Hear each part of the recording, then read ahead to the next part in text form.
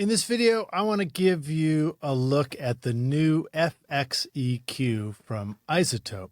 This has just been released, and it is a very cool new plugin that makes it a lot of fun to mess around with sounds. So basically, it is a 5 processor or 5 effects all in one, but it has this added benefit of having frequency-dependent level controls. Essentially, it's like pre-EQing before you go into an effect, which is something that we would commonly do in the studio in a mix situation. You might add EQ to something as you send it the effect or as it comes back from the effect.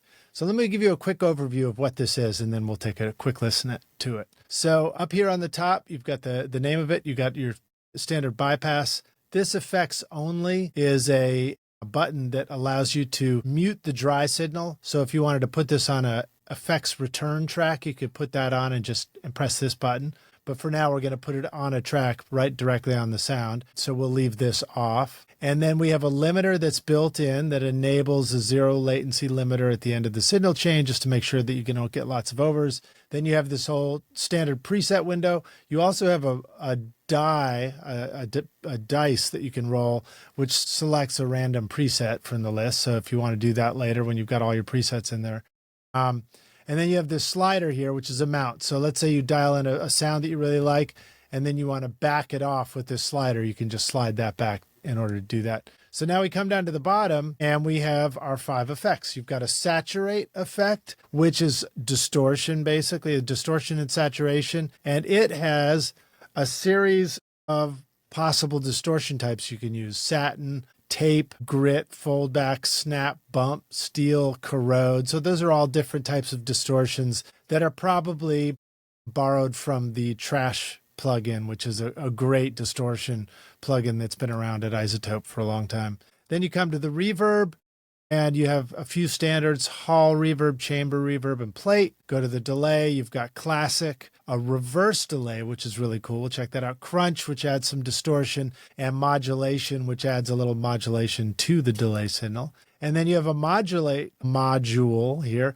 with chorus, a doubler effect, phaser, and a flanger, and that, like the little jet airplane there. And then a Lofi module, which gives you radio, cassette. Let's see how those switch out. Yeah, radio, cassette, vinyl, and tape. And you've only got two controls here: wear and wobble. So under the saturate, we have drive and tilt. So tilt is like an EQ. You can make it brighter or darker depending on what you want. If you double click on this, it zeroes it back out. Reverb has pre-delay, typical, and then decay, which is the length of time.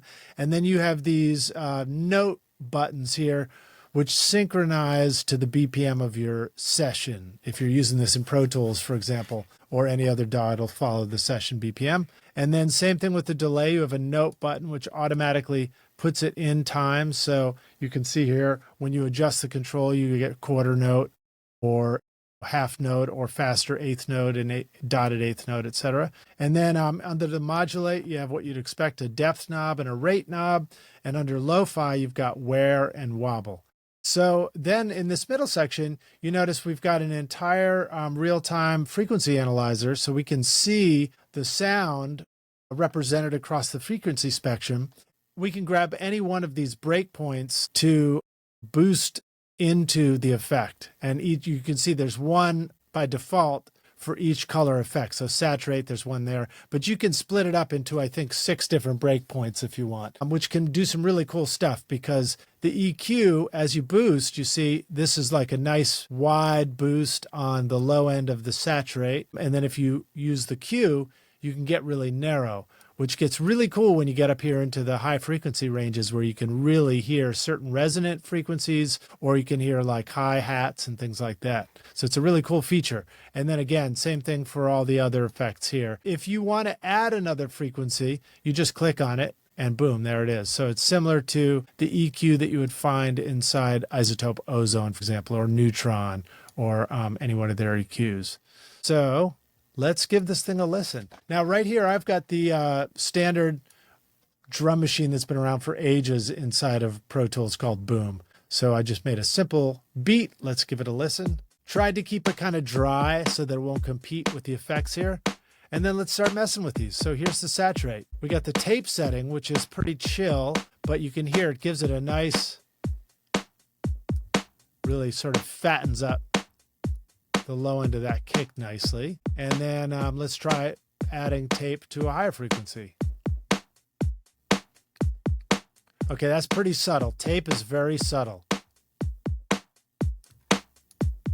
If I do this, I turn on effects only, you're hearing now only the tape return. So you can really get a sense of like, well, what did I just do if you're not so sure? And you could decide that's the only sound you want. Maybe you just want to only hear it through tape. So that's kind of cool, right? All right, so let's come over here. I'll bypass this this is a bypass button for the Saturate. And then now let's add some reverb. So I'll click on the reverb, and then we get, that's the hall setting. I'll turn it up louder for you. Chamber. And again, if I boost the pre-delay, and here's the decay time. So massive, right? Or you can go really short.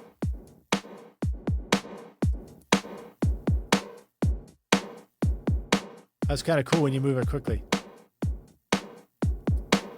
Okay. Now, of course, I've got a whole drum beat, so there's not always a ton of effects you want to put on the whole drum set. But let's mute the reverb. So we'll come over to the delay, and we'll start boosting it.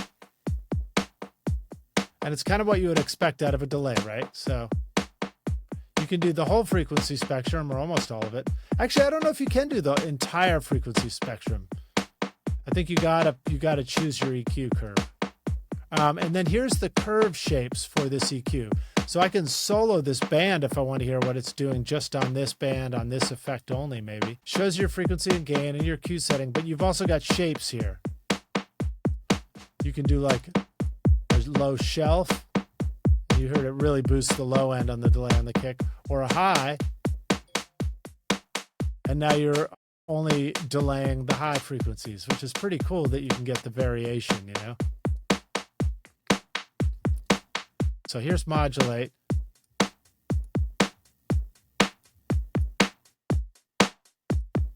Okay, fast rate right now. Off, on. That's just the chorus. Obviously, a chorus is really useful for some other things.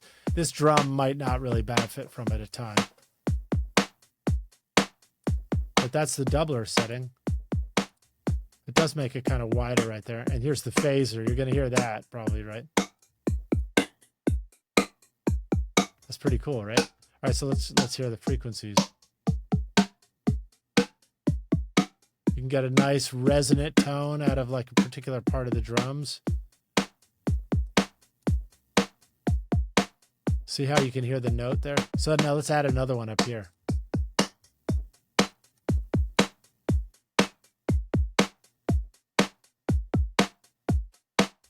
Kind of cool, right? All right, let's see what the other effect is. Flanger. Not going to sound hugely different. Pretty close to a phaser. There you go.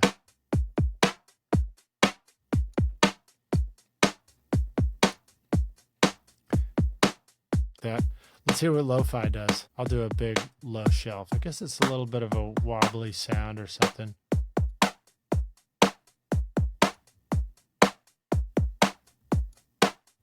Pretty cool.